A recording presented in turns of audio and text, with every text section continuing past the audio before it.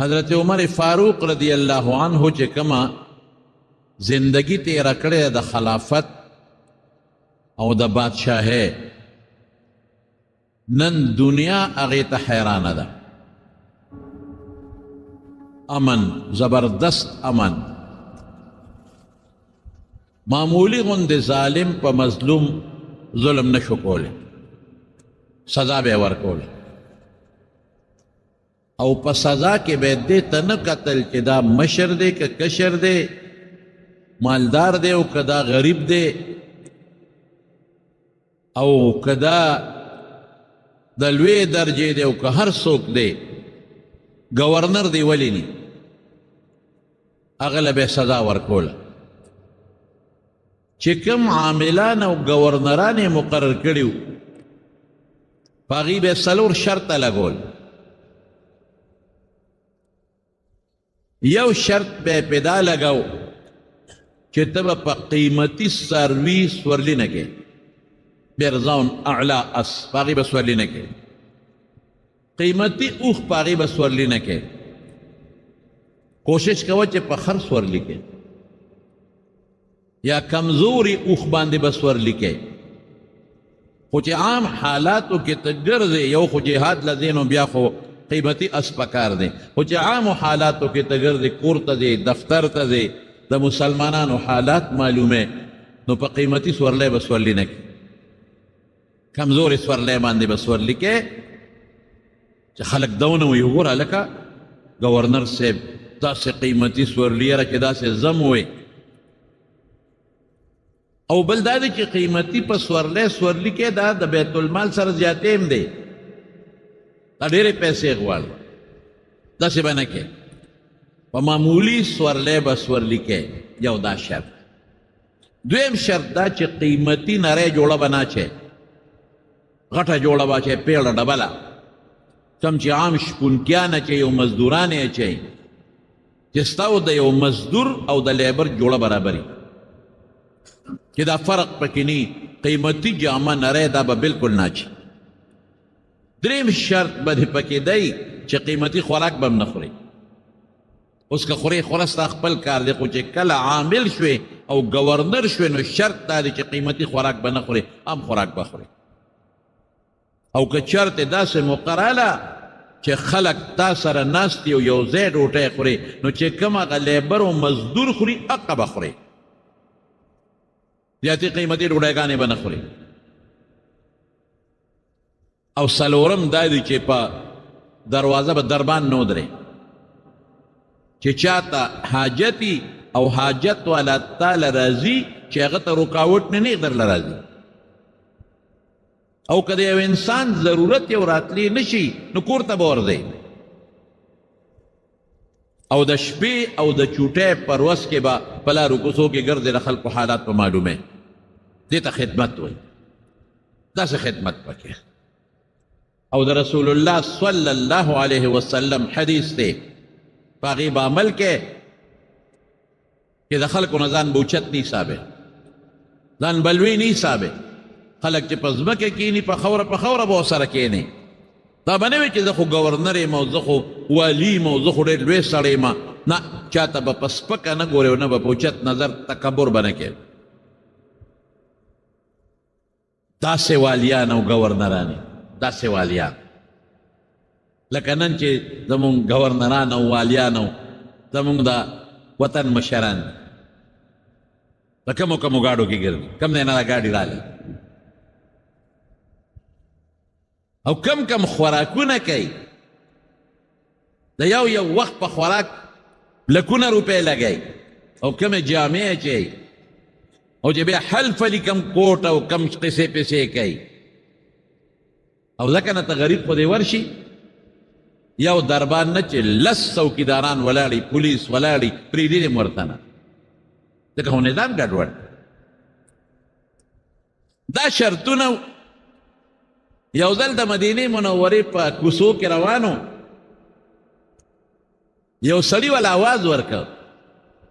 وی امیر المؤمنین تا چې د گورنر د پاره دا کم شرطونه لګولې دي نو دا به تا د الله د عذاب نه د قیامت پر ورځ بچ کي،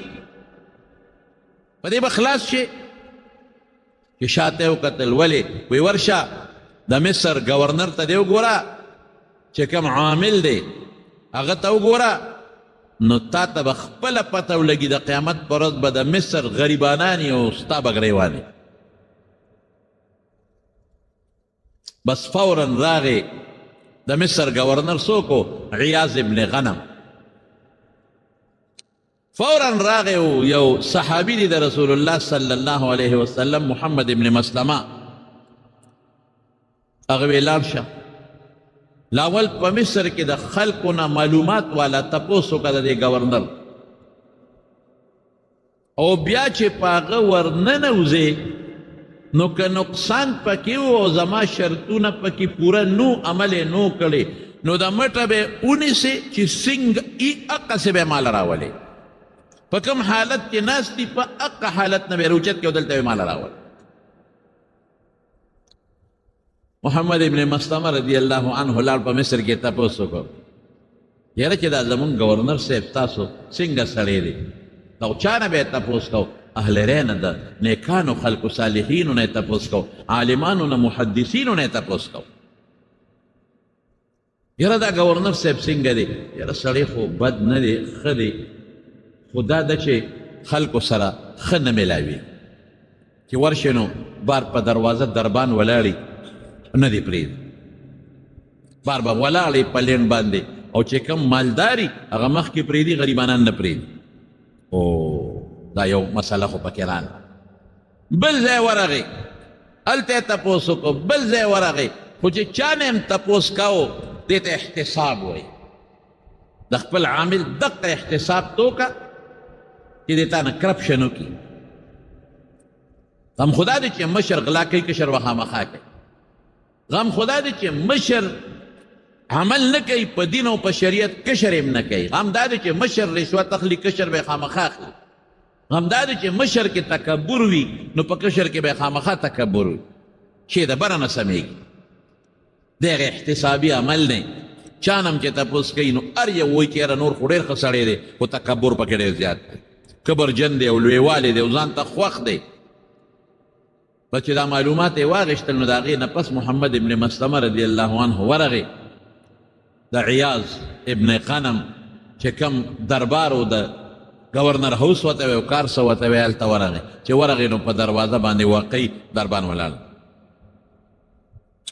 او د دوی ودرېږه هغه وی زه عیاض سره ملاوېږم وی ودرېږه صبر وکړه زه به دې تپوس کوم چې هغه اجازت ورکړي بیا به ملاوېږي وی زما ضرورت دی دربان ته څه ضرورت دی اجازت ته څه ضرورت دی وی دغه لپاره هم کښېنه دا د گورنر صاحب اړه دی هغه به اجازت درکوي چې هغه دې وخت فارغ دی نه دی فارغ آرام کوي که آرام نه کوي وی ښه داسې وکړه اجازت یې ترې غواړې نو ورته ووایه چې عمر یو سړی را لېږلی دی چې د هغه نوم دی محمد ابن مسلمه تا سره میلاوېږي خو چې دربان ورغې او ورته یې وایي چې امیرالمؤمنین صاحب سړی را لېږلی دی او نوم یې خو مشهور محمد ابن مسلمه خو مشهور د پیغمبر علیه السلام صحابي و بس سړي باندې رپرپې راغې او نیغ ودرېد او دی چې سینګ وی راځه صاحب چې دی سینګ ورننوته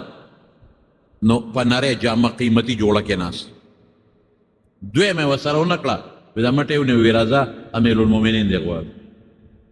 وی ښه صبر وکړه چې دا جامې بدلې کړم او نور جامې واچوم د سفر او جوبه چوغه واچوم وی امیرالمؤمنین وی چې په کوم حالت دې ولید په حق یې راول فورا راځه د مټې ونیو او د هغه ځای نه را روان کړو مدینې منورې ته یې راوسته حضرت عمر فاروق رضی الله عنه په مدینه منوره کې مسجد نبوي کې ناست و د هغه دارالخلافه خو مسجد نبوي و هلته ناست و دی ورته پیش کوي صاحب دا ستا د مصر عامل دی دا گورنر دی عیاض چې تا مقرر کړی دی وی وایه حالت یې څنګه دی وی حالت ته یې وګوره دغه یې جوړه ده تا په شرط لګولو چې قیمتي نری جوړه به نه چې قیمتي نری جوړه یې اچولې ده تا په شرط لګولو چې دربان به نه ودرې دربان یې ودرولي او زه په ټول ښار کې وګرځېدم هر چا د نور صفتونه وکړل خو یو خبره ټول وکړه چې په سړي کې ډېر لوی تکبر دی دربان ولاړ دی غریب نه پرېږدي مالدار پرېږدي او خلق پلین ودرې چې کله خوښې سړی وردن نه کړي یو لوی شوشه او یو لوی مسله جوړه کړې ده او ډېر لوی تکبر ځان د خلکو نه اوچت حسابوي دغه یې جوړه حضرت عمر فاروق رضی الله عنه ورته وی د پلار د سنم د پلار د پیژنم غنم او د پلار ته دا غنم ولې وای خبرې هغه سر ښکته کوي یو وی ستا پلار به ګډې چیلې سرول غنم په عربی کې ګډو چیلو ته د ګډو د چیلو رمې ته او ګډو چیلو ته غنم وای نو ستا پلار به ګډې چیلې سرولې او د ګډو چیلو تجارت پې کو او ګډې چیلې ډېرې خوښې وې نو په دې وجه ورته خلکو غنم نوم کېښود او یو صاحب خبره دې ټیک ده حضرت عمر فاروق رضی الله عنه هغه هلک ته ورشه د ګډو چیلو د سرور را کوتک راوړه کوتک یې راوړه وی نور در سره څه نه کوم خو دا کوتک والا او د بیت المال چې څومره ګډې چیلې دي ځه دا په صحرا کې سره وه سارې بوزه او ماښام یې راوله تا باندې چې ما کوم شرطونه لګولی پوره کړي هغه سر ښکته کړی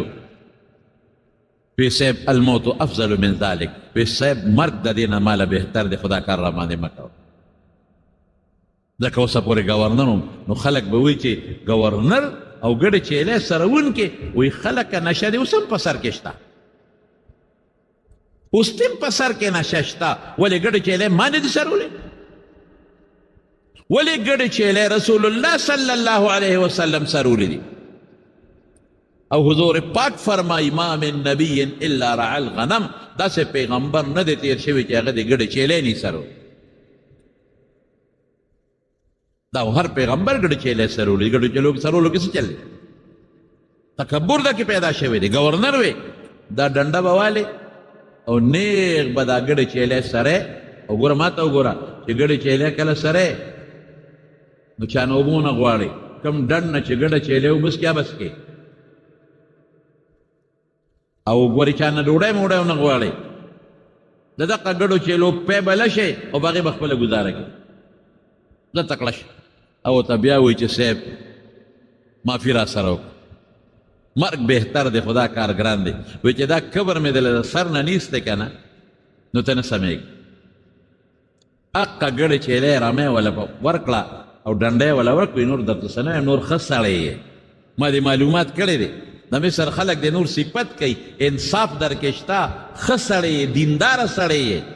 خو دقه یو تکبر دکې پیدا دی چې دا قبر لږ وځي نو هله به کار کېږي څو ورځې پې هغه ګډې چیلې وسرولې او بیا یې راوسته وی راشه دلته ما سره مخامخ کښېنه وی وایه که نه څه دې خوښ دي اوس واپس ته ګورنر کم او که نه مدینه شریف کې پاتې کېږي او که دا ګډې چیلې سره وی امیر المؤمنین ما خو د ګډو چیلو د سرولو خوند نو لیدلی واقعي زما پلار به ګډو چیلو سره مینه کوله او سرولې وې امیر المؤمنین دا لذت او خوند خو ما نو لیدی دې کې چې کم خوند دی او کم لذت دی او زما دا خپې چې کله خوږ شي او کله ستړی شمه او جامونه مې خولې بیږي او د ډنډ اوبه وڅکمه او بیا الله ته ودرېږم او الله ته وجاړم زما قسم په خدای چې دې کې کم خوند دی او کم ټیسټ دی او کم لذت دی ګورنر کې نه چې امیر المؤمنین په بادشاهۍ کې هغه خوند تا ته میلو نه شي بس زما دا ډیوټي قبوله ده مهرباني وکړه او ما هم د دې ګډو چیلو څوکیدار مقرر دونه نفقه راکوه چې زما د بچو زما د ښځې پې ګزاره کېږي ډېر خوند راکوي چې دا کله ستړی شم او بانګ ووایي او زه ودرېږم الله ته په هغه خیرنو جامو کې الله ته ودرېږم او الله ته زاري وکړم او وجاړم او ډېر خوند راکوي چې زه ستړی یم او د شپې ودیم ټوله ورځ مې ګډې چیلې سرولې او ګرځېدلې یم او د شپې کله ودیم او زه راپاسم او الله ته ودرېږم او تهجد کوم نار یم خېټه مې خوږېږي او سر مې ښکته کړي نو ما ته خپل پیغمبر را یادېږي ما له ډېر خوند راکوي امیر المؤمنین ګورنري دې بل چاله ورکه سنبال کا زما ګورنري نه وکړه حضرت عمر فاروق رضی الله عنه ورته وایي عیاض ابن غنم اوس د ګورنر قابلې نور صفات تی برابر دی خدا یو شی در کې نو اوس د ګورنر قابلې ځه اړر دی امیر المؤمنین واپس مصر ته ځه او ما د مصر ګورنر حضرت سعد ابن ابي وقاص رضی الله عنه صاحب کم صحابي دی سعد ابن ابي وقاص اوهو هغه د کوفې ګورنر کړی خلکو په شکایت وکړه. دا قصه به یې راته چې د بل وخت وکړم، دې وخت کې مختصر دا یو ټکې د حضرت عمر رضی الله عنه ویم. خلکو په شکایت وکړه. یو صحابي یې ولېږه، ویې لاړ شه او ته معلومات واله. چې معلومات یې وله او څنګ معلومات واله، ویې لاړ شه او د ده نه پشي شام تپوس وکړه او بیا د کوفې چې څومره جامع مسجدونه دي، جوماتونه دي، دې ځان سره که او د مخکې هم د خلکو نه تپوس وکړه. هغه صحابي لاړ او تپوسونه یې وکړل. هغې ټول ویې ډېر ښه سړی صاحب، ډېر د انصاف فیصلې کوي صاحب، چې جهاد یې دې مخکې روان صاحب، د غریب او د مالدار فرق نه کوي، ډېر سم سړی دی. هر جومات کې یو جومات یې پرې نه ښوده، په هر جومات کې د هغه متعلق تپوسونه وکړه. او بیا ورغی وی امیر المؤمنین را لېږلې ما، ستا متعلق مې تپوس وکړه، ما تا کې څونه مونتل، راځه اوس ستا ځان سره یو څو جوماتونو ته بوځم. یو جومات ته مخامخ بوته، اول ته یې ودرو، وی دا څنګه سړی دی، هغوی یې صفت وکړه. بل جومات ته یې بوته، وی دا څنګه سړی دی، هغوی یې صفت وکړه. خو چې کوم جومات ته به یې بوته، خلکو به یې څه صفت کو، وی صاحب د انصاف فیصله کوي، فرق نه کوي. صاحب زمونږ په جمع کې مخکې راغلي ولاړي او موږ له جمع راکوي. صاحب جهاد ته ټولو نه مخکې دي. صاحب چې د غنیمت مال تقسیموي، په انصاف یې تقسیموي، زیاتې کمې پکې نه کوي. صرف یو کس په یو جومات کې په الزام ولګه، یو کس، هغه واقع راته بیا به بل وخت ویم، ده ورته خیرې وکړه، هغه خو په خیره ولګېدله. نو ګوره چې واپس قاصد راغی، نو هغه یې صفت وکوي، صاحب سعد ابن ابي وقاص کې هېڅ غلطي نشته، ما پشي شام په ټولو جوماتونو کې د هغه تپوس وکړه او د هغه په مخه مې هم د هغه تپوسونه وکړل. او دا صحابي کوم صحابي و؟ سعد. دا هغه صحابي و چې اول من رما بسهم فی سبیل الله، چې جهاد فرض شو د خدای په لار کې لومبې غشي دیشتې دی. ورېږه د دې نه مزېدار یو بله خبره درته وکړم، دا ده په احد کې چې کله به د غشي ویشته سعد ابن ابي وقاص دشمن ته، نو رسول الله صلی الله علیه وسلم ورسره ولاړو، نو صحابو ته به وی غشي دته وغورځوئ، تاسو داسې ویشتل نه شئ کولی کوم چې دی کوي. نو صحابو به بټوې نه غشي دته غورځول او ده به غشي ویشته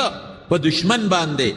او رسول الله مبارک به کتل چې دا غشي په دشمن لګي که نه لګي. دی ورته وي د الله رسول زما شاته ودرېږه، ځکه چې د دشمن علم نو هغوی په ما غزار کوي. قانون دی چې ډز د کم ځای نه کېږي، دشمن په هغه ځای ډز کوي. نو اسې نه تو نه لګي، نحردونه نحرق، زه دې مړ شم، زما سینه دې سوری چې خو چې ته بچ. حضور پاک ورته څه فرمایي؟ واه واه، صرف دو صحابو دپاره دا منقبت دی، بل چاله نشته چې ده به غشي ویشته. د دواړو جهانو مبارک سردار به فرمایل ارمی یا سعدو فداک ابي و امي، سعدا اولا زما مور و پلار تا نه قربان. پیغمبر مبارک د خپله مور و پلار قربانوي. ارمی یا سعدو، ای سعد اولا فداک ابي و امي، یا فداک ابي و امي، زما مور پلار تا نه قربان اولا. دا د غټ منقبت دی. نو ګوره دغه صحابي دی، خلق یم صفت وکړه، لیکن حضرت عمر فاروق رضی الله عنه بیا هم د کوفې د ګورنرۍ نه معزول که او مدینې ته یې راوست او خلکو ته اعلان وکړه، وی خلکه ما که سعد ابن ابي وقاص د کوفې د ګورنرۍ نه سبکدوش که او معزول مې که، په دې وجه نه چې د خیانت کړی دی، په دې وجه نه چې د بېانصافي کړی دی، په دې وجه نه چې د تکبر کړی دی، په دې وجه نه چې شریعت د حکم کوتاهي کړې ده. بس اسې ذمہداري پې نوره ورناچومه، دې به راځي په مدینه منوره کې خپل ژوند تېروي. داسې انصاف. حضرت خالد ابن ولید څومره لوی جرنیل و، لوی جرنیل، صرف دونه الزام و پکې چې خالد ابن ولید خپله کوي او د بل چا نه اوري، نور انصاف کوي پوره. او جرنیل دی صاحب، چیف آف آرمی سټاف چې ورته وایي، جرنیل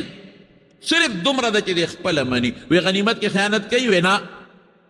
په خپله وروستو جنګېږي؟ وی نه، مخکې جنګېږي. شرعي څه نقصان پکې شته؟ وی نه. وی څه نقصان دی؟ وی هغه چې لاندې ورسره کم نور جرنیلانو هغوی وی خپله کوي، زموږ نه مني بس. او دا لا این اډر خو د مخکې نه را روان دی چې څه اډر کوي موږ ورسره ځو، بس ډېره تیزي کوي. حضرت عمر فاروق رضی اللہ عنہ په سوال جواب ولېږه وی د شورا فیصلې باندې به فیصله کې خپله ډر به نه کې ده به بیا خپله ډر چلاو څه ګناه خو پکې نه وه هغه ته خبره مضبوطه ښکارېده بیا ورپسې سړی ولېږه وی خالد ابن ولید ته وایه چې امیر المؤمنین وایي چې جهادي څومره کارونه کې شورا سره مشوره کوه نورو لاندې جرنیلانو سره د هغې د مشورې نه بغیر مه کوه لیکن خالد ابن ولید خو هم څوک رسول الله صلی الله علیه وسلم ورته سیف من سیوف الله ویلي چې د خدای د تورو نه یو توره د توره دا لقب ولا پیغمبر مبارک ورکړی بس چې نه منله حضرت عمر بل سړی ولېږه ورته ویې لړ شه او خالد ابن ولید به په میدان جنگ کې وي او ورته ووایه چې ستا په ځای زه موقع جرنیل کړم زه چیف آرمی سټاف شم زه جرنیل شم او تا نه دا عهده واخیسته ته به د یو سپی په حیثیت جنګېږي دا نه چې ته به سیکنډ جرنیل شې دا نه چې د هغې نه به لاندې شې دې زمانه کې مونږ ورته چې کومې عهدې ورکوه به نه ته به د یو سپی په حیثیت بس لاړ په میدان جنگ کې خالد ابن ولید ته اطلاع ورکړه بس هغه چې هغه کم د جرنیلۍ مشری کم شو هغه یې غله ورکړه او لاندې راغی او د یو عام سپی په حیثیت باندې جنګېده نو چا وله پیغور ورکړه وی ته خو مخکې به دې فوج جنګاو څه به دې کول جرنیل وې اوس یې لاندې راوستی حضرت خالد ابن ولید ورته څه وی هېڅ پروا نشته مخکې به مې خلک جنګول اوس به په خپله جنګېږم مخکې به مې خلک جنګول ملګري به مې جنګ ته ور مخکې کول بس ما لپاره منقبت دی اوس به په خپله جنګېږم یو ځل د دې برطانیې وزیر اعظم و زما په خیال یو د دې وزیر اعظم نه مخکې بل و که بل و ټوني بلیر یې ورته ټوني بلیر تاسو یقین وساتئ چې د هغه سټیټمنټ و د هغه بیان ما په خپله اورېدلی دی ما په خپله کتلی دی چې د هغه نه تپوس وشو د دې دنیا کې د خلکو یو ایډیلی زمونږ پرویز مشرف نه چا تپوس وکړو ستا ایډیل څوک دی څوک دی خوښ دی چې د هغه په شان بادشاهي وچلی وایي کمال اتاتورک یو ظالم بیکاره بادشاه بېدینه بادشاه هغه نه چا ټوني بلیر نه تپوس وګورئ ټوني بلیر نه وایي ستا ایډیل څوک دی یعنی حکومت د چا په شان چلول غواړې ویم وی او وی د مسلمانانو عظیم شخصیت عمر فاروق رضی الله عنه په شان افسوس چې اقصی حکومت وچل انصاف بیت المال نے باقاعده د دین عالمان مقرر کړ په جماعتونو کې کېنول معلمین هغې د تنخواګانې مقرر وی خلکو ته قرآن وښایه د پیغمبر حدیث وښایه چې تاسو بار لګیا یو ځان له مزدوري کوئ تاسو به د دین خدمت څنګه وکړئ تاسو له بیت المال نه تنخوا مقرر څومره کونډې وې یتیمانانو مسکینانو او معذورو په کور کې به ناستو تنخوا مقرر شو او یوازې دا نه چې څومره مسلمانانو او ځوانانو او هغې د جهاد طاقت لرلی شو هغې یې په کور تنخواګانې ورکولې وی بچې تنخوا اخلې خو کله جهاد ضرورت شو نو توره بالې و میدان ته به فراواني شروع شو زکاتونه خلکو ورکول عشرونه خلکو ورکول دا د پولیس نظام هغه جوړ کړی دی د هغه نه مخکې یو فوج و بس هغې به ټول هر څه کول هغه وی فوج خو به دشمن سره جنګېږي دننه به امن و امان څوک راولي دننه به زما د قوم حفاظت څوک کوي دي خو به د بار نه کوي نو دا د پولیس نظام یې جوړ د ډاګ نظام یې جوړ کړ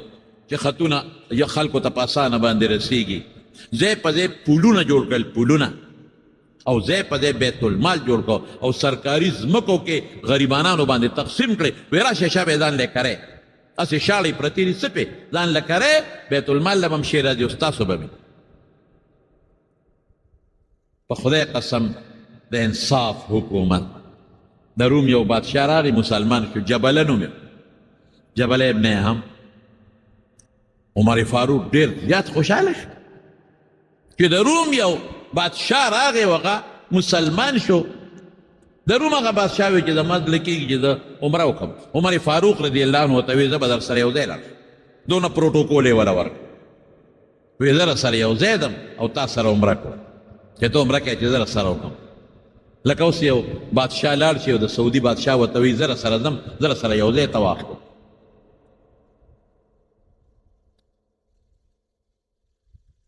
طواف شروع دی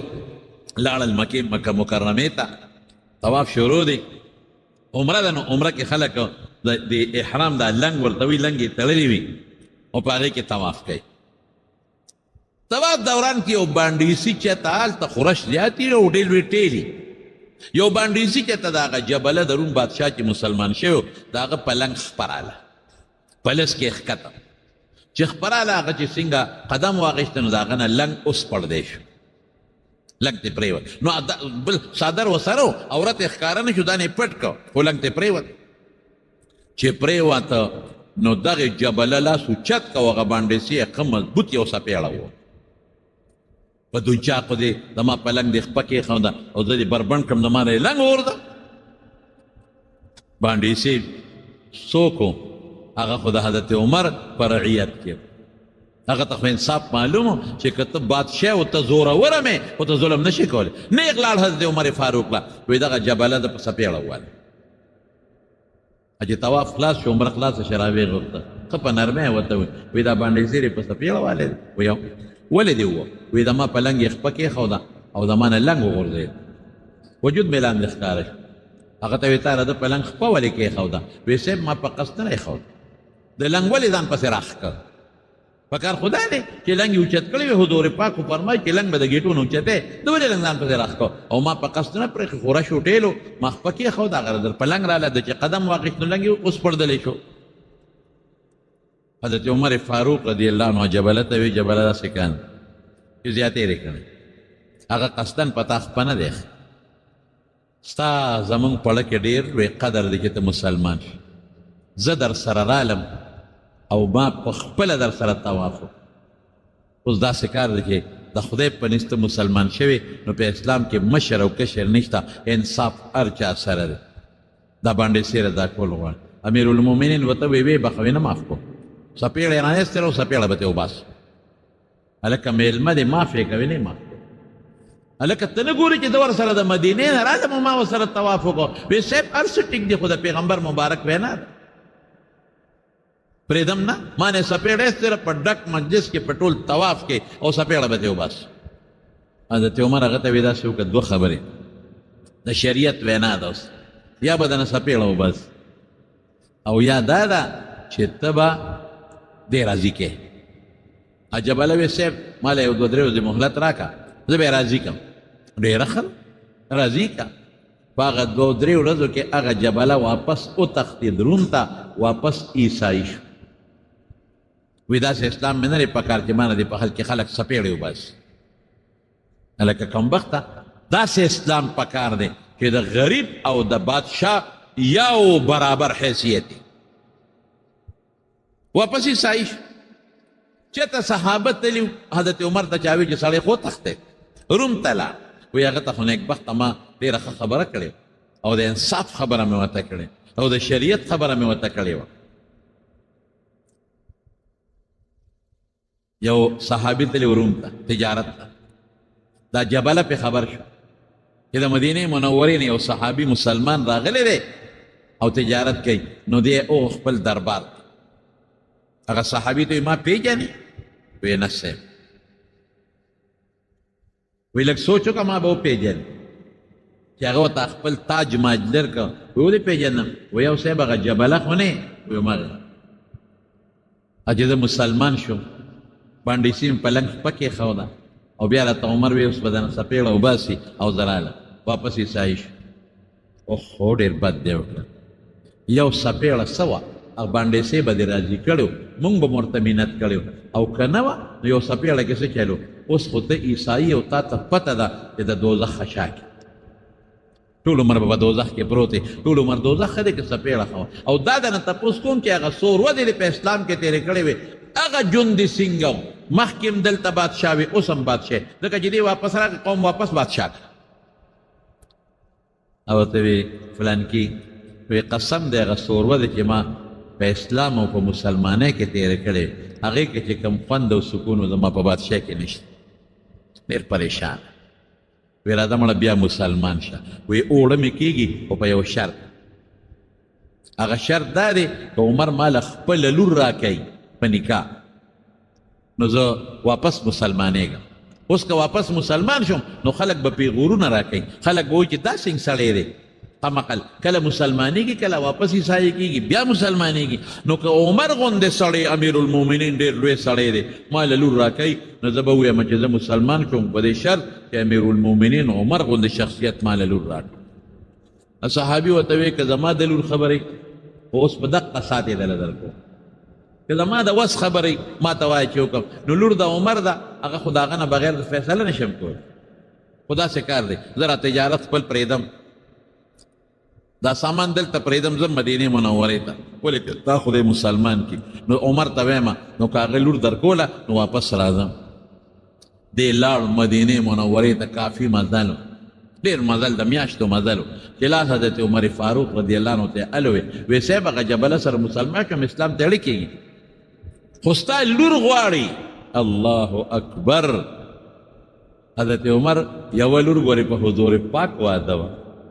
ام المؤمنین و د مسلمانانو مور حضرت حفصه رضی الله تعالی عنها نو ام المؤمنین خو په هغې پابندي وه چې د حضور پاک د وفات نه پس ولا تنکحوا ازواجه من بعده ابدا چا سره به نکاح نه کوي ستا لور غواړه لور یا نوسې حضرت عمر فاروق رضی الله عنه ورته وایي تا ورته ښه ولې نه کول وی صاحب ستا په لور نوسې کې زما څه اختیار و وی بچې د یو انسان د اسلام نه د عمر لونه خو څه کې چې د عمر ټول زامن او بچیم قربان هله شابه په دې اس په واړوه او ځان له سوه چې راځه ستا شرط منظور دی بلکل منظور دی د عمر لور خو دې وخت کې نشته نوسې شته بلکل شرط ته منظور دی راځه هله ځان زر له سوه چې سړی مړ نه شي او کلمه وایي او خدای پاکې مسلمان هغه تاجر واپس لاړ روم ته چې روم ته څنګه ورسېده نو هلته لویه جمع جرګه وه خلک پریشانه دي اله ګوله ده د چا نه یې تپوس وکړه وایي دا اله ګوله د څه ده وایي دا زمونږ بادشاه جبله مړ شوی دی او د هغه د جنازې او د هغه د دفن خبرې ایمان یې په قسمت کې نو دا د حضرت عمر هغه د اسلام سره مینه او د اسلام سره محبت او عجزي او کله چې شام فتح شو شام او دې ته شام ته یو دی یو غلام دی غلام دوه کسه په یو وخو لښکر ډېر لوی دی اوښان کم دي نو ده سره یو غلام و اعلان یې وکړي دوه کسان په یو اوښ باندې کښېنئ اوښ به ډېر نه ستړی کوی یو کس به لاندې رواني یو به په اوښ ناست دي چې دا لاندې ستړي شي دی به بره وخیږي او دا بل به راکوشي د سره یو غلام و دی په اوښ باندې سور روان شو سمنځ یې چې لاړل غلام ته یې ویې اوښ ودروه راځه بره کښېنه او په خپله یې پړې ونیوه غلام ورته صاحب دا څه کې ما بره خېږي او ته پړې نیسې ویم وی دا ولې ته خو زمونږ امیر المؤمنین یې بادشاه صاحب نور خلک به کوي ته به داسې ما سره نه کوې زه به دا اوښ پړې نیسم دا ډېره بده خبره چې زما غوندې غلام په اوښ باندې سوري او د اوښ پړې امیر المؤمنین نیولي ته خو یوازې امیر المؤمنین نه د حضور پاک ملګری یې نږدې او خلیفه د حضور پاک هغه ویې کودېږه خېږه بره انصاف وکړو که د قیامت پر ورځ ما نه الله تپوس وکړي نو زه به الله له څه جواب ورکړم او مقصې وشوه تر د شامه پورې تر شامه پورې حضرت عمر به نمبر په نمبر بدلېده غلام به بره ناستو او ده به پړې نیولې چې دی به ستړی شو دی به بره وخته غلام به پړې ونیوه اوس عجیبه خبره دا ده چې کله داخلیږي شام ته هغه نمبر اوس د عمر راغی د کوزېدو عمر غلام ته وی خېجه بره هغه وی صاحب د خدای خاطر وکړه د خو مونږ ښار ته دننه کېږو او د ښار ټول چې څومره مذهبي مشران دي هغه ټول ستا استقبال ته ولاړي نو تا به پړې نیولي زه به بر یم تا لم شرم دی او ما لم شرم دی خلک به څه وایي خلک هم رالل ورته یې منت وکړه وزیرانو ورته منت وکړه چې امیر المؤمنین د خدای خاطر وکړه دا سړی دمه دې ستړی نه دی او ته په اوښ کښېنه ورته یې ویې نه داسې نه کېږي انصاف نه به کار اخلو انصاف ته به مهرباني کې دقه رنګې د رسول الله صلی الله علیه وسلم سره په سفر کې دوه ملګري دریو کسانو باندې شریک اوخو دوه کسو پې سورېدل یو به کوزېده قسم د رسول الله مبارک په خپل نمبر کې کوزېده او صحابه به بره سوارو او هغوی ورته وایي چې د الله رسوله موږ به خپل نمبر بدلو را بدلو ته مه کوزېږه موږ دوه کسه یو نمبر کې به موږ ښکته پورته کېږو او ته به نه کې حضور پاک وفرمایل چې زما نه تکړه هم نه یې او زما نه ثواب هم زیات نه دی خوښ او زما نه د خدای نه زیات یریدونکي هم نه یې په خپل نمبر کې به د دواړو جهانو مبارک سردار باقاعده کوزېده وایي د پیغمبر په سنت عمل کو غلام بره دی او حضرت عمر رضی الله عنه پړې نیولې او روان دی او د چې شام چې څومره صاحب پادریانو د مذهبي مشرانو هغوی کتابونه راغشتي دي او خپلو کتابونو کې ګوري او مخامخ اوښ ته هم ګوري چې د بادشاه خو دغه اوښ دی او فورا یې اواز وکړه وایي دا هغه امیرالمؤمنین عمر نه دی زمونږ په کتابونو کې چې د پیغمبر علیه السلام د دویم خلیفه د عمر کم صفتونه راغلي دي په دغه سړي کې نه دي دا نه دی دا په اوښ سور دی دا د بادشاه په وخت سور دی هغوی ورته وایي دغه نه دی دا پړې چې یې نیولې دا امیرالمؤمنین دته وګورئ چې هغې خپلو کتابونو کتل هغه ته یې وکتل وایي واقعي زمونږ په کتابونو کې چې د حضور پاک د دویم خلیفه کوم صفت راغلی دی هغه په دغه سړي کې موجود او بیا چې کله لاړ گورنر هاوس ته نو د هغه ځای گورنر ورته وایي او کمیس یې هم شلیدلی و کی جاوه کې نښتی و نو کمیس یې هم شلیدلی و هغه ځان له وګنډه نو گورنر ورته نوې قیمتي جوړه راوړه وی صاحب دا جوړه واچوه تا له اوس د مصر لوی لوی علما د عیسایانو را روان دي او تا سره ملاقات کوي دا جوړه واچوه دا جوړه دی د سفر هم د دوړم والې نه او شلیدلې هم دا بې ډوله دا ډوله یې جوړه واچوه حضرت عمر فاروق رضی الله عنه ورته څه وایي وی کفا بالایمان زینه وی د ایمان نه قیمتي ډولې شی بل نشته هره کې پروت دی انشاءالله زه په جامه ځان نه ډولې کوم زه د الله د طرف نه چې په الله زما کوم ایمان دی نو په هغه ایمان زه ډولې او د ایمان هغه ډول مې خوښ او هغه د مصر او د شام د دغه علاقو چې څومره پادریان او څومره راهبان او مذهبي مشران دال او حضرت عمر فاروق سره ملاقات وکړه د هغه په دغه تواضع په عاجزۍ او په انکسار باندې الله پاک هغوی مسلمانان کړل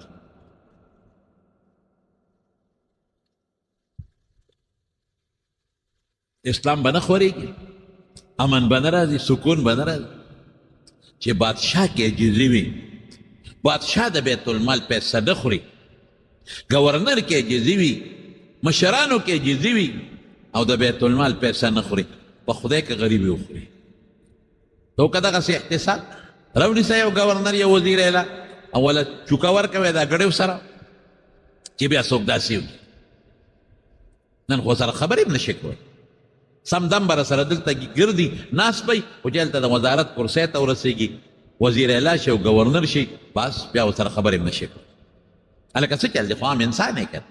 دغه مقبرې له به تم دي دغې له به ځم ده لا بوج در باندې زیات شو زما ستا په نسبت حساب کتاب به راسره زیات دي زما ستا په نسبت نو دا د حضرت عمر فاروق رضی الله عنه مختصر غوندې حالات مې درته و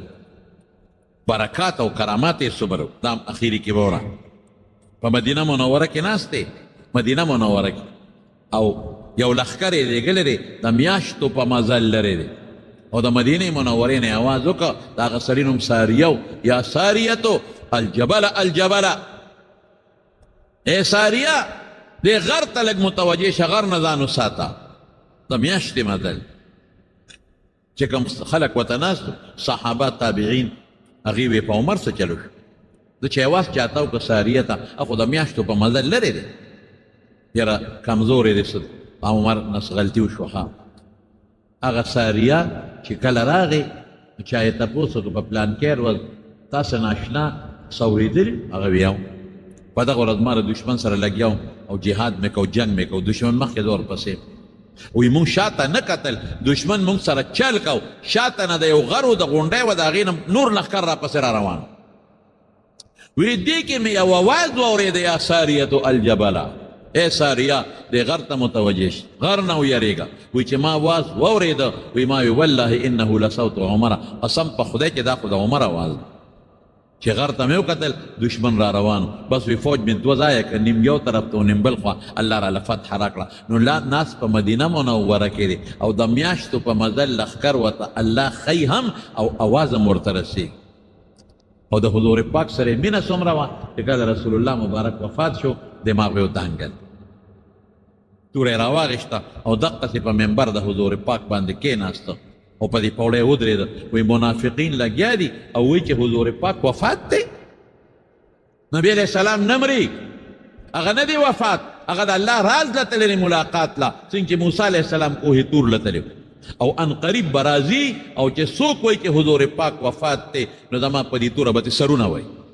او که چا نه مې واورېدل چې رسول الله مبارک وفات دی چې په دې توره سر وه نه مري بالکل دماغ ودان او عجیب حالت حضرت عثمان رضی اللہ عنہ گونگے شو ہاں بالکل خبریں نشوے کول حضرت علی رضی اللہ عنہ بے ہوش پروت حضرت ابوبکر صدیق رضی اللہ عنہ په دغه ورځ یو خپل بل ځای کور والته تللی و د پیغمبر علیه السلام نه سار اجازت وغوښتې په دغه ورځ د حضور پاک طبیعت هم ټیک و سار را پاڅېدلی او خپل صف ته وکتل صحابه ته ډېر خوشحاله هم شو حضرت ابوبکر صدیق رضی اللہ عنہ چې څنګه راغی او حضور پاک یې وکتل وفات نو واپس را عمر ته وی عمر کوشا وینه کو دیګ پس ابوبکر الته ودرېد رضی اللہ عنہ او دا آیت تلاوت کو اعلان د حضور پاک د وفات کو وما محمد الا رسول قد خلت من قبله الرسل افإن مات او قتل انقلبتم على اعقابكم ومن ينقلب على عقبيه فلا يضر الله شيئا وسنجزي الله الشاكرين اعلان دا مطلب دی چې د حضور پاک نه مخکې ډېر پیغمبران تیر شوي دي او رسول الله مبارک هم بس وفات دی او بیا اعلان وکړه چې من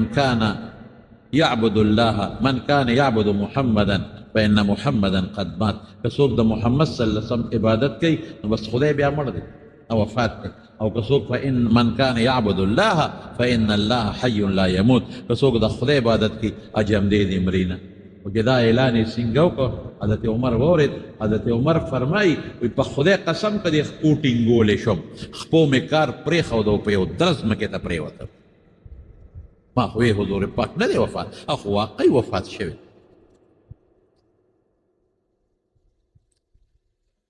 نو حضرت عمر رضی الله عنه د حضور پاک سره ډېره زیاته مینه لږه نه ډېر محبت د وفات خبره پاتې ده خو ختم شو نو دا که موقع وکړه خیر انشاءالله نو آینده جمعه کې به درته بیان کړم انشاءالله د حضرت عمر فاروق رضی الله عنه څه بعضې د زندګۍ حالات مو شروع کړي هم څه د دیني مقاصدو دپاره او د هغه البیشان هم ترې معلومیږي حضرت عمر رضی الله عنه په خپله زمانه کې هغه کارونه وکړل چې هغه بل چا نه کړی لکه مثلا چې څومره معلمینو ځای په ځای د قرآن استادان کینول مدرسین یې کینول هغوی د بیت المال نه تنخواګانې مقرر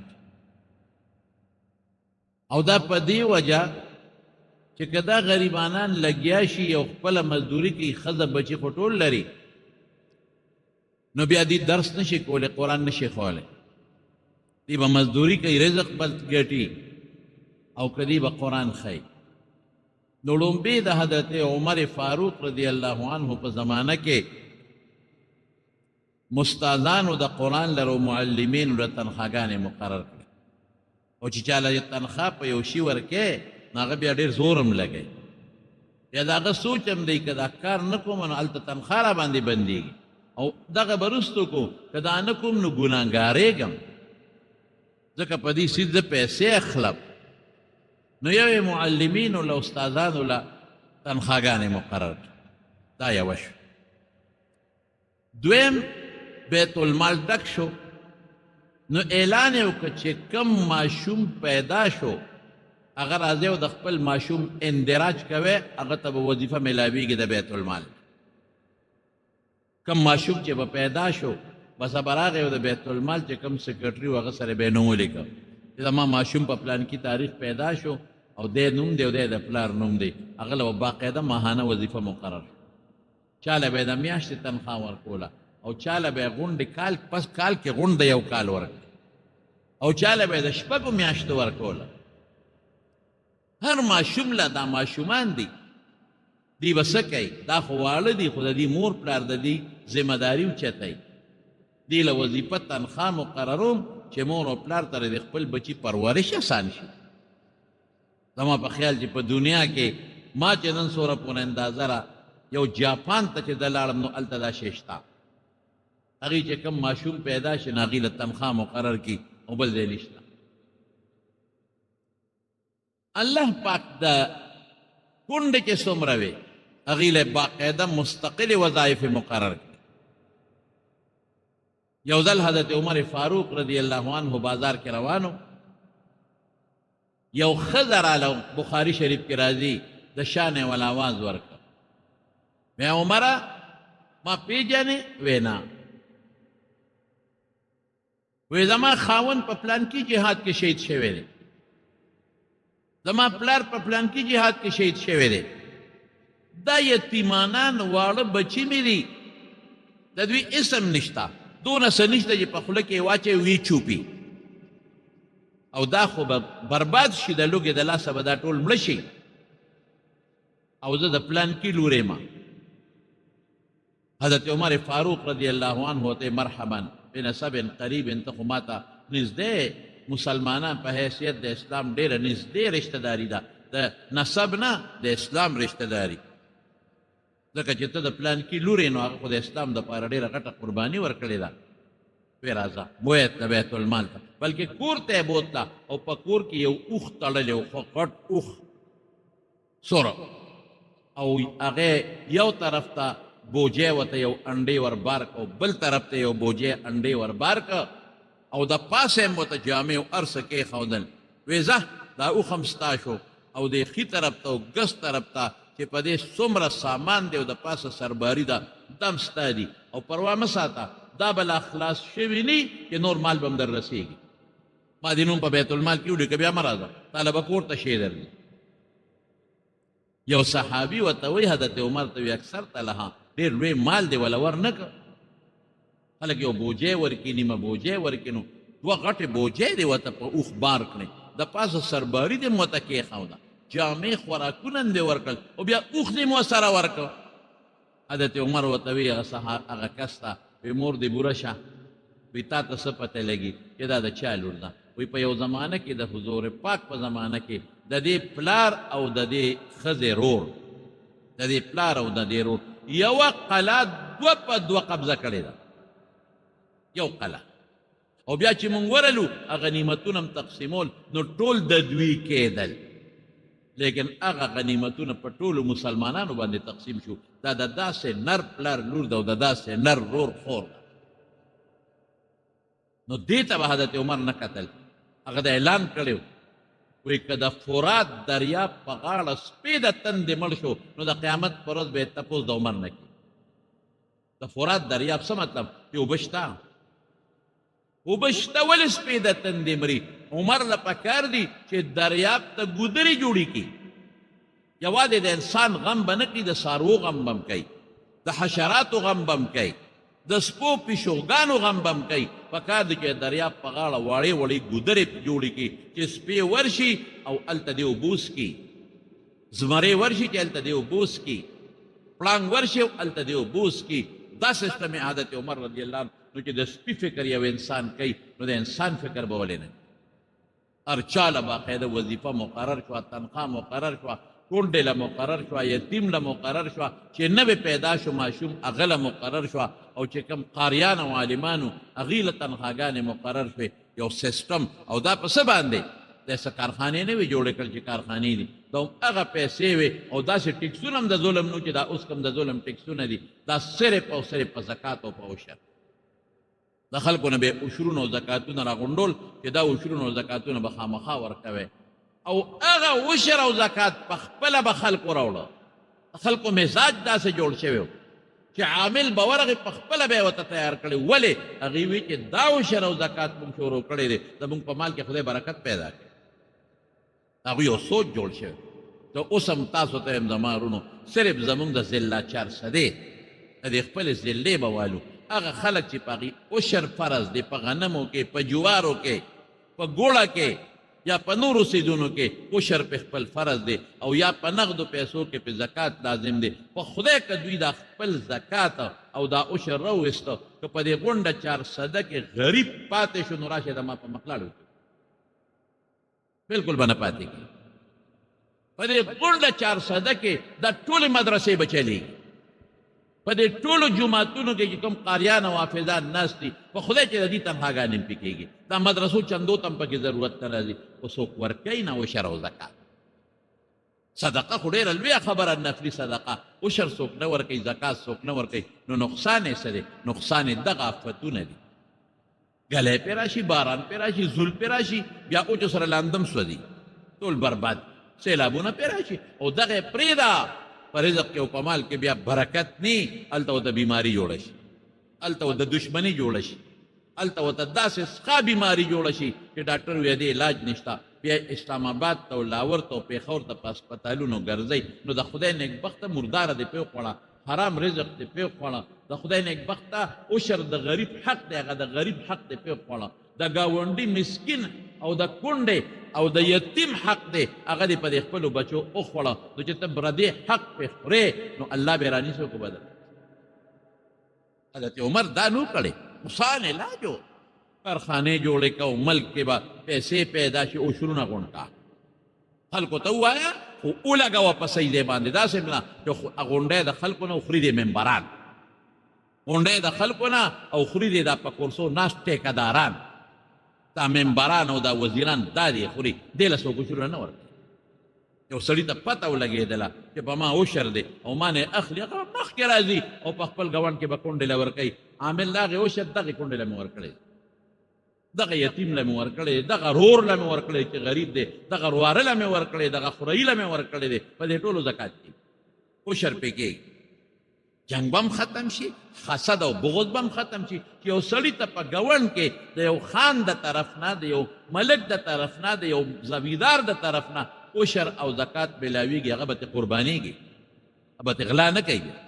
هغه به ورسره حسد نه کوي هغه به ورسره بغض نه کوي دې سره ورولې جوړه شي حضرت عمر فاروق رضی الله عنه دا سیسټم یې جوړ کړی او په لاره ځای په دې پلونه جوړ کړل چې خلکو ته تلل راتلل اسان شي او د ډاک سیسټم یې جوړ کړ ځای په ځای ډاکخانې جوړې کړې لکه اوس چې ډاکخانې ځای په ځای کوټې جوړې کړې تنخواګانې مقرر کړې چې دلته به ډاک شي کارسده کې مثلا مثال در کومه په ناګومان کې مثلا په شب قدر کې په پېښور کې په نوخار کې دا ډاکیان به تلل ته به یې ډاګونه وړل هغوی به د خپلې علاقې بیلول او دا د ډاک سیسټم هر چاته به په ورځو کې په میاشتو کې ډاک نه په د 2-3 ورځې کې به او هغوی له څاروي واخېستل دی ډاک والا په لږو ورځو کې به خطونه خپل ځای ته رسېدل امن راغی داسې امن راغی مجال خو شته چې په ځمکه به د چا نه بوجۍ د غنمو پرېوتې وه او هغه دې څوک اوچته کړي مجال خو شته چې چا نه په ځمکه معمولي غوندې یو شی پرېوته هغې له خو دې څوک ګوتې یوسي نه صاحب ته اوچته کړه نه ولې اوچته کړم حضرت عمر خبر شو هغه خو وروره بل کار د سره نه کوي فورا دې په دورو ووایي غلا دې وکړه فورا د نه لاس کټ کوي مړی دې وکړه یو مړی وشو په یو علاقه کې په یمن کې هغه 10 کسانو په شریکه یو سړی وجلو حضرت عمر 10 واړه د پانسي کړل چا ورته وی سړی یو مړ دی مړه دې پې 10 کړل وایي زما دې د الله په ذات قسمې که ټول صنعا والا خلک دا په زرګونو خلک په دې مرګ کې شریف کې قسم په خدای چې د ټولو نه سرونه مې وال نن مسلمان یو حیثیت لري انسان یو حیثیت لري د مسلمان وینه یو حیثیت لري رسول الله صلی الله علیه وسلم دقه فرمان دی او د الله د قرآن وینا دا چې یو انسان مړ که کانما قتل الناس جمیعا د وس په یو بر شو که وس یې وشو نورم دی به دا ټول مړه کړي مکمل امن مال په امن دکان کولاو دی او زه د شپې خپل کور ته مجاز ته چې ستا دکان ته څوک راشي دلته خو د خدای کور ته خلک لاګاري روزانه دا شکایت راځي پلان کې جومات نه سولرې پټې پلان کې جومات نه بیټري پټه شوه پلانکي جومات نه پکې پټ شو هلکه دا جومات د چا کور دی زه تاسو یې راته ووایئ زیړو ویم نه د چا کور دی د الله مساجد بیوت الله د خدای کور نو چې د ما د کور نه څوک غلا کوي په ما راغی که نه خفه به یم که به نه نو چې د خدای د کور نه غلا کوې نو ته په خدای ورځې ته څنګه مسلمان یې ستا لکې دا نشته چې زه به ځان کدن به مې راځي او زه به مرم او زه به قبر ته ځم ما نه به الله تپوس کوي ته جوړ مرګ نه منې ته قبر نه منې ته آخرت نه منې ته حشر نه منې که دې منه دا کار به دې نه کوي خدای چې داسې مې لیدلي دي اورېدلي مې دي لیدلي مې نه دي چې قرآن شریفونه یې ځان ته ډېرې کړی دی او په هغې د پاسه ولاړ دی او پکې یې کوز کړی ته مسلمان د کومې شوې مسلمان او مسلمان او دا به م راپاسي دا بړوا دې به م راپاسي مدرسه داسې مولا داسې مولا داسې مولا داسې جومات نه غلا کوې او خبرې ابتدان او زه به جنت ته ځم مولیان وی دا به نه زه به ځم ستا پلار به جنت ته لاړ شي ته د خدای د قرآن حته کې د خدای د کور بېعزتي کې د خدای په کور ور دی او د هغې نه غلا کې دلته مسلمان خدای ته ولاړ دی الله اکبر ته ترې سپلی پټی تو جنت ته به ځې ولې جنت داسې د لامده خوړ خیرات خو نه دی چر سړی دې پې ورځي دلته الله ته ودرېد ته ترې موټرسایکل پټی هلته مدرسه کې ناست دی د پیغمبر حدیثو ته ناست دی د پیغمبر حدیث دا کوي چېرته مقتدیانو ولا په 1000 روپۍ موټرسایکل اخیستی دی ته راشې ته دې موټرسایکل وتښتی او څنګه خوشحاله د شپې برید ته وایې چې ما خو موټرسایکل او 1000 هغه په 10000 خرڅ کړې بچو له روزي راوړې ما دله پیسې ګټلې دي طالب مې وواو ملا مې وواو د خدای د کور نه مې غلا وکړه دا زموږ مسلماني یو سړی کافر مسلمان شو هغه جومات ته په مخه کېده چې زه لمونځ کوم چې جومات ته تلل نو سپلی ویستې وی سپلی راوچتې کوي ولې وی دا مخکې ږدو که نه د خدای کور کې سپلی به ږدو ته به بار پرتې وي وی نه دا خلک پټوي وی څوک ته کوم ځای نه خلک راځي چې پټوي عیسایان یې پټوي وی نه یهودیان راځي وی نه څوک راځي دا زموږ د مسلمانان بس هغه سپلی واپس واغوستې وي د اسلام مې نه دی پکار په کوم اسلام کې چې مسلمان د خدای په کور کې د خپل مسلمان رور نه غلا کوي مړه خاوند د ښځې نه کوي نو د ښځې مال راوالي او خرڅ یې کړي هغه وایي دا خو د ما مهر دی چپ ټرت دی وکړ مهر دی پلار د کوره دی راوړی دا اوس څه کوې ورسره ښځه د خاوند نه پټوي کور کې جي پیریان دي الماری نه غلا کېږي چابي ما سره ده کور کې پیریان دي زم پیریان نه دي خاپیری ده پیریان نه دي دا خاپیری ده په کور کې دن دقسې مې یو سړي ته ووایې مې خفه کېږه ما په کور کې دن نه دي لوبه ده خفه شو وی د ما د الماری نه غلا کېږي چابي خو ما سره ده الماری نه شی پټېږي چابي ما سره ده دا جیسس مسله ده یو عامل لا ته وخوا چې ورته لاړ شم ما وی درته ښیم خفه کېږي خو نه مې کور کې دن نه دي لوبه یا د ښځه پټی یا د خور پټی یا د روندار پټی پیرې چې تا نه غلا کوي د 400 په بینک ولې نه ورځي عقل لږ ولرې تا چې غلا کوي په اندرشیر ولې نه ورځي چې ښځه بردسته داسې دوکان وګوري چې د سرو زرو پکې بلا خښتې دي او زولی یې ډکوي په اندرشیر ولې نه ورځي چې غلا کوي په دې پېښورونو کې او په د اسلام آباد کې د دنیا په بینکونو کې او په ګلو کې کوړه او پیسې پرتې وي پیرې په هغې ولې نه وي چې هغه د نه روچت کې او زولی ډکه کې او پیرې په پیسو څه کوي د پیرې پیسو ته څه ضرورت یې پیریان دي او زما پیرې نه دي خاپیری در باندې ناست داسې خاپیری د له مور راوستې ده داسې خاپیری چې سمې لتې شتې به در کې ووایي غله دې راوستې خفه شوله نو د پس راغی مولوي صاحب خبره خو دې ټیک وخته مې هغه څنګه وایي شیخ خو زما پروندار کړی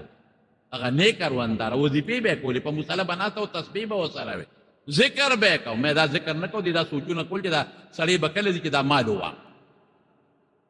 هغه ډېره نیکه وه او په بوزۍ کې به ګرځېده مې څه وایي هغه شی هغوی کور کې په یو زرګر خرڅ کړل ته راووت تپوس مو چا خرڅ کړی پلانکي د دې رول ځه اوس ورسره څه دننه غلاګانې شروع ډاکې شروع غلا شروع ده مسلمان پیسو ته څوک زړه نشي نیولی نشي کېدی اوس زه راته اوس هم وایم چې د حضرت عمر په شان نشي کېدی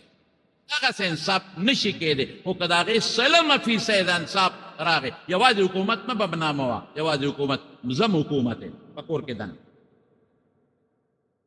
مونږ لا نه کوو څه په کور کې دن ولې شوتل ده نه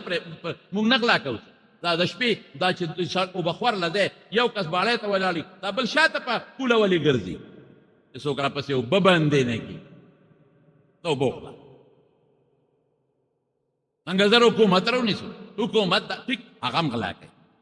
بد نه وایي حکومت دا دا اغلا وکړو پلان کې دا وکړو دا سرکاري افسرانو دا وکړه دا وس نه کېږي کاکاجي ته تل پټې د جومات نه غلا کې سپلې پټې پردې صادر پټې په مقبره کې غلا کې ټیکل تختې د خدای کور نه پیژنې مقبره نه پیژنې پلار نه پیژنې پلار نه غلا کې په خدای چې د پلار نه غلا کې ګوته دې لګي پلار یې ناجوړه پروت دی ناجوړه بېهوشه پروت دی بېهوشه پلار پروت دی او کاغذ یو سی او هغه غریب لا ګوته راوالي ورته ولګوي بېهوشه پلار نه دې ګوته ولګوي دا ماله پلار راکړی دا اوس څه کوې ورسره په پلار هم درو حضرت عمر رضی الله عنه والا نظام خدای څونه برکت ولا ورکړی دی دریای نیل په کال کې یو ځل اوچتېده دریای نیل ما لیدلی دا انیس احمد را سره مصر په دې منځ کې تېر شوی دی ډېر مزېدار او داسې روان دی چې چاته پته نشته چې دا روان دی چې کاغذ وروغورځی نو پته به راته لګي چې دا دریاب روان او ډېر خشته کړی دی غاړې ورته مړه سمې خشته کړي دي ښکلې بلفونه یې پرې لګولي دي په غاړو باندې کښتۍ پکې روانې د سیل و سیاحت ځای دی ورشاترې خپل دریاب ته موږ ورو خیالي ته دی موږ له چې خدای په ما زه اکثر وایم چې بار ملکونو ته لاړ شم زه الله چې موږ له کوم ملک راکړی دی پاکستان غوندې ملک دا باچا خان خبره شام و باچا خان خو دنیا کتلی باچا خان بابا خو دنیا کې ګرځېدلی و دنیا کتلی وه او هوښیار سړی و قابل سړی و فخر افغان و چې رښتیا خبرې هغه باچا خان بابا څه وایي وایي زما د ملک په شان دی او بیا خصوصا زما د صوبې په شان صوبه په دنیا کې چېرته نشته زرخیزه اوبه خو افسوس دا دی چې صحیح مالیار نشته مالیار اوسه پورې صحیح رانغله ټیک یې ویل د سرو زرو خبره یې کړې دریای نیل د مصر په دا منځ کې تېر شوی دومره خشته دومره اعلی او دونه مزېدار نو دریای نیل به کال کې یو ځل راختېده او چې رو به ختېده نو بیا به ټول مصر باندې ورته و مصر به یې غرقاو نو د هغوی د جاهلیت د زمانې یو قانون ادا به و چې په مصر کې به یې جینۍ وکته خشته ښکلې جینۍ به یې وکته د مصر خلک هسې هم ښکلې دی خشته خلک دی چې کومه خبره درته وکړم ښکلې خلک یې دی خشته خو پاک دامن خلک دی ګنده زناکار خلک نه دی ښکلې خلک دي مې پوره تپوس وکړو د هلکانو د جینکو دا دوستانې هم پکې شته دا هم پکې شته خو پلیت نه دي دا تپوس مې وکړو که کومې جینۍ ته پته ولګېده چې د هلک سره خو مې دوستانه ده خو ما ته په غلط نظر وکتل وي تا سره تعلق ختم او که کوم هلک ته پته ولګېده چې د جینۍ خو مې دوسته ده یاره مې ده ورسره به ناسته مي د سیند په غاړه او د دیانې په غاړه خو دا جینۍ خو ما نه څه غلط ډیمانډ کوي غلط نظر کوي ختم تا سره تعلق ختم ته ټیک نه پاک خلک او ښکلې خلک تاسې لطیفه به راته ووایم امام شافعي رحمت الله علیه اخره کې مصر ته تللی هغه به وی چې د مصر ښځه دې نه کړې نو کونډې کونډ که درې دې نور هم کړي خو چې مصری دې نه کړې نو ته کونډې کونډ چې مصری ښځه وکړې نو تا اوس واده کړی امینه تا ته هم داسې ګرانه ده لکه د مصر ښځه چې مصریانو ته څنګه ګرانه ده او بشیر جان درته کتې نه شي خو هسې خاندي دی هسې خاندي را خاندي ته ته یې مسې خوله خوځوه ګوړه ګوړه کوه خوله به دې خوږېږي دله نه کوم دوا دله که دوا وکړم نو د ښځې ته یې خیرې دي ښځه به یې سبا ما ته خیرې کوي او وایي به چې تا دوا کول او تا را لکه ته بس په څه دغه دې بوډېزر دې ورالوړی دې د ځان تپ کي چې د وجود کم شي سبا دې ما نه ښځه غواړي تیاره به ورته انشاءالله خو داسې خو نه کېږي چې دې ورځ تر ورځه پنځه ډوډۍ سهار خورو لس ډوډۍ غرمه خورو پنځلس د ماسخوتن خورو او دا او بیا ماله ښځه مو داسې نه کېږي الله دې وله ورکړي هسې خوشطبي ورسره کوو په مونږ ګران دی زمونږ سره مینه ده مونږ سره مینه ده مونږ هسې ده سره خوشطبي کوو الله دې خوشحاله نو خبره مې زما رور دې پورې کوله چې خشته جینۍ به یې مصر کې وکته هغې ته به یې کالي واچوله پلار به یې وله رضا کو چې دا جینۍ به خامخا راکې هغې ته به یې کالي واچولو خشته جامې مونږ چې ورته ناوې به یې کړه او په دریای نیل کې به یې ورغورځو جمدی جاړه به یې ور وغورځوله چې ور به یې غورځوله بس دریاب به لاندې شو د جاهلیت یو رسم بغیر د هغې نه به دریاب نه ته خلکو به یې پلار ته وایي چې وروره مونږ ټول غر کېږو ستا په لور څه کوو تا لور هم غر کېږو او بعضې خلکو به هجرت کو په هغه سیزن کې دا یو خاص سیزن و په هغه سیزن کې به خلکو د وطن نه هجرت کو بار بدتل حضرت عمرو بن العاص رضی الله تعالی عنه دغه زمانه کې چې مصر فتح شو د مصر گورنر شو د هغه قبر اوس هم په مصر کې شته هغه ته چا ووایي چې ګوره یو مسله به وي تاسې به مصر دریاب اوچتېږي او زمونږ زړه قاعده دا ده چې هغه ټول مصر باندې بیا ورځي دریاب بالکل پوک نالي کې روان شي نو زمونږ قانون دا دی چې یو خشته جنۍ ګورې ورغورځو دا مسله درته پېښه د تیارې وته وکړه حضرت عمرو بن العاص وایي د جاهلیت رسم سوال نه پیدا کړي چې دا ټول مصر وړي یو دي سي زما دا گورنر هاوس وړي یو دي سي خو پیغمبر مبارک راغلی سله دی چې د جاهلیت رسمونه به ختموم د جاهلیت یو رسم به نه پرېږدم او فورا هوښیارو حضرت عمر رضی الله عنه ته خط ولیږه وی دا چل کېږي په پلانکۍ میاشت کې او که دریاب راوخته ما خو اعلان کړی چې جاهلیت رسم به بالکل نه څه به کوم دا زمانه خو د خطونو وه ټیلیفون میلیفون نو خط حضرت عمر رضی الله عنه ته ورسېد هغه جوباره خط راولېږه او داسې وخت و چې دریاب راوچت شو هغه ټیم راغی 11 ورځې د میاشتې د ړومبي تاریخ نه یو مخصوص میاشت وه دریاب به راوچت شو دریاب بالکل فوټې مخکې نه ځي راوچت شوی دی او خلک رالل عمرو بن العاص رضی الله عنه ګورنر له وایي د خدای دپاره بس زمونږ زړه طریقه ده مه کوه یو جنۍ به وروغورځو یعنې ټول مصر غر کې مونږ ته معلومه ده زمونږ د پلار نیکونو طریقه را روانه ده دا دریاب راځي زمونږ کورونه وړي زمونږ مال وړي زمونږ هر څه تباه کېږي مهرباني وکړه بس دغه یو جنۍ ده چې ټول هر څه مري ایو دې پکې لاړه شي هغه وی والله که جنۍ رانه وروغورځو ما دې مو سره یو شي خو د جاهلیت رسم بالکل نه منم او دې کې دریاب وروسته اوچتېږي او خلک ورته په دې غرونو یو ځای بل ځای ناست دي او عمرو بن العاص رضی الله عنه پریشان دی چې خدای څه به کوي حضرت عمر خط راغی داسې ټیم کې راورسېد جوابي خط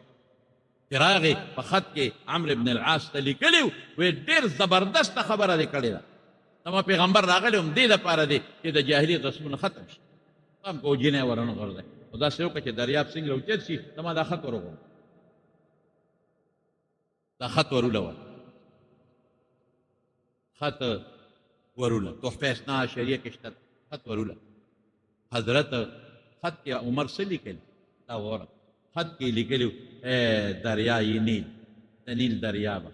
که ته په خپل حکم چلېږې چې څه دې خوښې کوه جنۍ نشته نه درکوو چې په څه شیطاني چالو چې په څه دې خوښې کوه مصر غر کې او کار څه غر کې او که ته د الله په حکم چلېږې زه د الله د پیغمبر خلیفه ما عمر دا خط مې درو ویشته فورا ښکته شه قیامته پورې به بیا نه راوچتېږي عمرو بن العاص رضی الله عنه خط وروغورځول خو چې خط یې څنګه دریاب ته وروغورځو دریاب د سکندونو په حساب ویښله لاړ دقه چې دریاب ویښله تلې د تر ننه پورې راوچت نه شو یو سړي په زړه کې د الله مینه او د یو سړي په زړه کې د رسول الله صلی الله علیه وسلم دین قدر او د مسلمان قدر هغه سره به خدای مدد او صاحب دا خو مشهوره خبره ده کتابونو لیکلې ده چې د مدینې منورې نه بار یو غر و د هغې د غار نه اور راووت اور د کویلې غار د کویلې هغه اور خورېده مدینې شریفې ته رانږدې شو هلک حضرت عمر نه رالل وایي اور راوتی دی او اور راغی مدینې ته څه به کوو هغه وی ښه عمر به یو مدینې ته به اور راځي تمیم الداري رضی الله عنه ته وی دلته راشه وی ها دا چابک والا ورشه دی اور پسې او ښه مضبوط شړق دی وباسه او ورته ووایه چې د پیغمبر خلیفه عمر را لېږلې فټافټ منډه وا د کوم غار نه چې روتې په هغې به وردننه کېږي بیا به نه روي لکه ته به هلکې وایې چې دا خر اوسه په چابکو خلک خر وایي اس وایي اوښ وایي جاندار شی وایي نو اور کې خو جان نشته خو جاندار نه دی لیکن تمیم الداري ورغې خلک حیران دي چې په عمر څه چلو اور به څنګه وایي خو چې اور ته څوک نږدې کېدی کم دی شي دا اور خو دومره ته وي چې خوا کې ورسره ودرېدی نه شي تمیم الداري ورغې نه تاو شته نه بل څه شته او اوره یا نه زه د پیغمبر د خلیفه د عمر استاذ یم د هغه اډر دی او دا چابک دربارو مه منډه وه اور مخکې دی او تمیم الداري ورپسې دی ته به وایې ګنې چرګې دي ته به وایې ګنې انسان دی اوس غلی او تاسو یقین وکئ چې اور په اقه سوړه د غار ور دننه شو په کومه سوړې نه چې بار راوته دا الله سره ته مینه کوه الله به تا سره مینه کوي الله سره محبت کوه الله به تا سره محبت کوي یو مجوسی والا راغی دا وویل هغه د اور عبادت کوي مجوسی ورته وایي چې ستاسو مذهب دا دی دین دا دی چې په قبر کې به کافر ته اور به پې بلیږي یا بلکل مجوسی څادر خور که پکې درې سرونه پراته تم په تحفه اسنا شریعه کې شته درې سرونه د انسان پراته دي ته خدای عمر داسې کې وایي دا یو سر زما د پلار دا یو سر مې د ښځې دی دا بل سر مې د رور دی دا درې واړه ستاسو په مذهب او په دین مجوسیان مړه کافر مړه دي کم دی په دې اور لاس ولا یو څه عمره امیر المؤمنین دی لاس یو څه چې لاس یې وړو اور وسوځولی وی نه وی کم دی اور چې ته وایې چې ما کافر به اور سوځوي دی کې اور دی زم لاس وړم ته م ولاړ حضرت عمر اوس هغه نه پوهېدل چې دا یو د آخرت اور دی یو د دنیا اور د آخرت اور تا ته په دنیا کې نه ښکاري اذان له شی دی لیکن حضرت عمر ورته څه وی ایو هلک دی ورشاله چا به پخوا به خلکو دا بکرو نه اور ایسته سپینه بکره به هلکه ما ته هم یا چې مونږ ماشومان هغه بکره و هغه به م دوه وجنګولې او هغې به شغلې ووال او یو چقماق به یې ورته وی پخوا هغه به باقاعده دا تیلي ماچسونه خو نو هغه به هغه بکرې لا رابره و مالوچ به ورسره نیولي و مالوچ به یې ټکولي و د پنبې سره هغه غوړي هغې ته به اور لاړ ټوکې به یې ورکه اور به ترې بلېده او بکرې اوس هم سپینې بکرې راواله او ته یې ووهه ښه مضبوطه یو مضبوط اور به ترې بارو هر کور کې به بکره پرته وه او چا کره غټه بکره یې راوړه بکره یې راوړه هغه مجوسي ته وایي دوه بکرې ورته کېښودې وایي دا ښه مضبوط یو بل سره وجنګوه چې هغه یو بکره بلې له راوبروله د هغې نه د اور بسرې جدا شو یو برېښنا وکړه حضرت عمر مجوسي ته وایي دا بکره لاس کې ونیسه وایي دا ګرمه ده که یخه وایي یخه وایي اور پکې شته وایي نه وایي اوس یې ووه دواړه یو بل سره چې ویې واله نو هغې نه ښه مضبوطه رڼه ووته شغله وایي داسې دي وایي دا صاحب په دې بکره کې دننه اور پروت دی مونږ یې نینو دقسې ستا د پلار او د ښځې او ضرور په دې سر کې دننه اور پروت دی خو ته یې نه محسوسوې هله به محسوس کړي چې ته هم ورشې مجوسي کلمې شهادت وی خدای پاک مسلمان مونږ چې تراویح کوو 20 رکعاته دا حضرت عمر برکت صحابه یو ځای ولاړو بل ځای ولاړو یو مونځ کو بل عمر وی لو جماعت علی قارئ واحد لکه په یو قاري یو ځای کوم ابی ابن کعب رضی الله عنه هغه صحابي دی چې حضور پاک د هغه په حق کې فرمایلی چې اقرأکم ابی تاسو کې بهترین قاری حضرت ابی دی هغه مخکې کو 20 رکعات تراویح شروع علیکم بسنتی و سنت الخلفاء الراشدین المهدیین حضور پاک فرمای وی زما د سنت تابعداري کوي او زما د خلفاء راشدینو حضرت ابوبکر عمر عثمان علی دا غوی د طریقوم پابندي کوي نو پاګه کې نقطې راو بس په دې خیر وخت کې حضرت عمر فاروق رضی الله عنه اعلان کړو حضرت علی ته وی چې علی یو خبره درته کوم ستا لور د ام کلثوم دا مې خواهش دی چې دا په نکاح کې خلکو به یو بل ته وي باقاعده دا رواج ودا وي حدیثو کې راځي لور چې به کونډه شوه نو پلار به پخپله یو ته وي تیو کا حضرت عمر چې حفصه رضی الله تعالی عنها کونډه شوه نو پخپله حضرت ابوبکر ته وي عثمان ته دا څه رواج و په هغه زمانه کې نو ستا دا لور که د ما له په نکاح راکړه وی علي وی واده ته مې اجت نشته بوډی یم خو یو ارمان مې او هغه ارمان دا دی چې ستا دا لور د بیبي فاطمې لور ده فاطمه د حضور پاک لور ده نو دا جنۍ د رسول الله مبارک نوسی ده نو که ما ته دې راواده کړه خدای پاک یو بچی راکړه نو زما او د حضور پاک نسب به یو شي هغه بچی به خلک وایي د عمر نه پیدا دی او بل خوا به څه وایي چې د رسول الله مبارک نوسی نجیب الطرفین علي ورته وی ام کلثوم خو زما لور شته دی چاله ورکړې نه ده او عمر یا به دې خوښه شي یا نه خو زه یو کار کومه دې درلېږم نو که دې خوښه شوه بلکل یې درته درکوم نو په شریعت کې دا قانون دی چې یو جنۍ څوک کوي نو مخ ته یې کتی شي خو د خواهش او د شهوت په بنیاد به نه کوي هسې وګوري چې وګورم ولې بعضې ډېر خلک دي چې پلار ولا جنۍ وکړي بیا نیغ خوښه مور ولا وکړي بیا نیغ خوښه شریعت کې دا جیز کله کې شریف هدایت لیکلي دي کله کې د شهوت راتم نو کوشش کوه چې دفع دی ورولېږلی یو څادر یې ولا ورکړه ای بچې دا څادر امیر المؤمنین له یوسه او تپوس ته وکړه چې دا څادر دې خوښ دی او که نه هغې ام کلثوم څادر واغېسته حضرت عمر له لاړه ورته وی امیر المؤمنین پلار مې دا څادر راکړی دا وګوره خوښ دی که نه نو حضرت عمر کې حیا وه مخ ته یې وله نه شو کتی نو خپو ته یې وله کته چې د خپو نه بس اندازه معلومه کړه جنۍ پې پوه شوه هغې کې خو د حضرت فاطمې وینه چلېده رضی الله تعالی عنها د حضور پاک مبارک وینه پکې چلېده حضرت فاطمه رضی الله تعالی عنها خو د حیا یو نمونه وه جنۍ چې پوه شي چې زما خپو ته ګوري وی امیر المؤمنین څادر دې پرېښو ما خو څادر راوړه او زما خپو ته نیغ نیغ ګوري وی قسم دې که امیر المؤمنین نه وي چې دا سترګې مې در نیستې هغه وخندل وی خندل وی دا بچې ځه څادر مې خوښ واپس راله وی بابا دا څنګه امیر المؤمنین دی دا څنګه خلیفه دی هغه خو څادر پرېښو زما خپو ته نیغ نیغ کتل او ما م ورته غوسه وکړه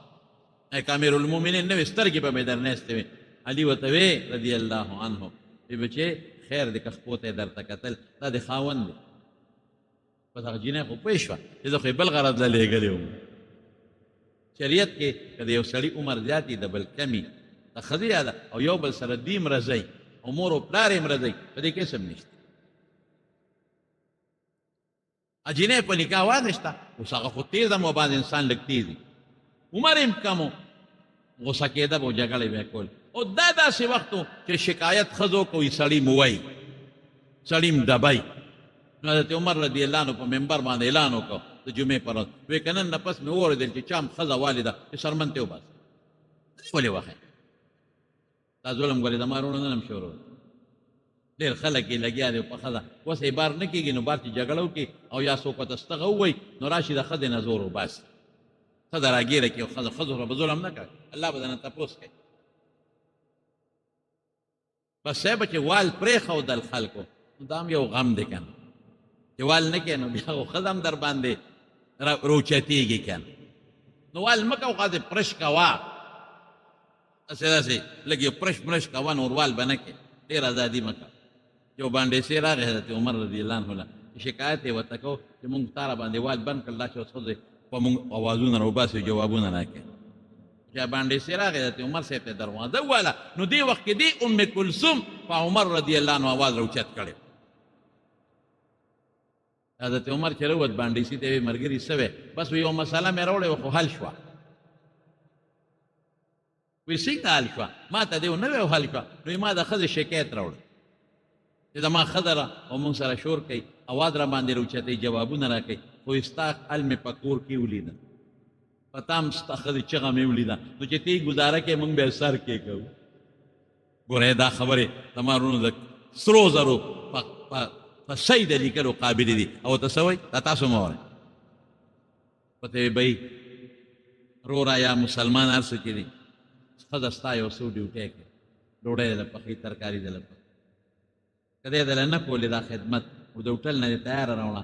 یا نوکر دې ساتلې څومره تنخواه به دې ورکړي جامې دلې دي څادرونه یې دي رکټ څادرونه وغیره او که دا خدمت یې نه کولې او په دوبي دې وینځلې څونه خرچه به دې کېده زه دله جارو کوي د چپړاسیتوب خدمت ده نه کوي که دی نه کولې او نوکر دې راوستې څونه پیسې به دې لګېدې د کور حفاظت دې کوي یو ښځه چې کور غل نه شي راتلی که دی نه کولې او تا څوکیدار نه ولې څونه تنخواه به دې ورکول وي د ګناه نه دې پې نظر بچ دا پنځه ډیوټۍ دله مضبوطې درنې کوي نو چې ګزاره نه کوي څه به ورسره کوي نو ښځو سره به ګزاره کوي حضور پاک په خپله فرمایي قسم دې زما وروڼو ګورئ مرض وفات کې رسول الله مبارک اعلان کړی داسې وخت و چې سر مبارک یې تړلی و او په دې منبر اعلان د مدینې منورې کړی دی لومبی اعلان څه دی الصلات لمونځ خیال وساتئ دویم څه ما ملکت ایمانکم ستا د لاس لاندې چې څوک دی وینځه غلام همسایه نوکر کلاس فور چې کوم ستا د لاس لاندې دي هغوی به خیال ساتي او بیا څه وایي الا فتقوا الله فی النساء د خدای نه د ښځو په حق کې ویریږئ د ښځو سره ظلم مه کوئ دا ستاسو لاس کې عوان قیدیان ظلم به نه کوئ